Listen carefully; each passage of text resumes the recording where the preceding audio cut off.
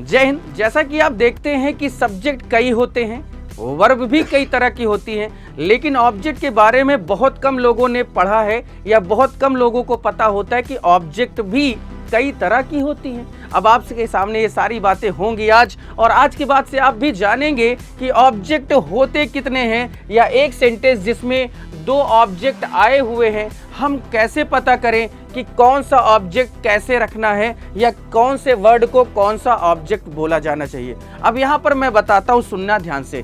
देखो बच्चे मेरे, ऑब्जेक्ट जो होता है वो दो तरह का होता है। एक होता है डायरेक्ट ऑब्जेक्ट, पहली बात।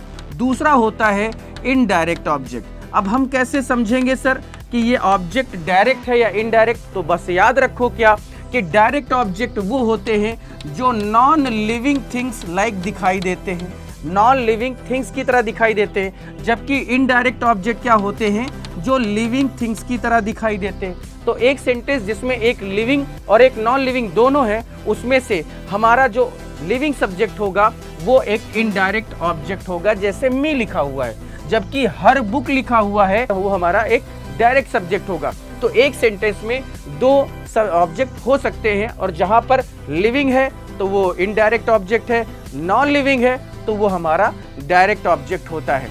इस तरह से चीजें आपको क्लियर करते रहेंगे हम, तो बिल्कुल आप पूरी तरह से हमारे साथ लगे रहें, जुड़े रहें और ऐसी बेहतरीन जानकारियां लेते रहें। फिर आज के लिए इतना, थैंक यू सो मच।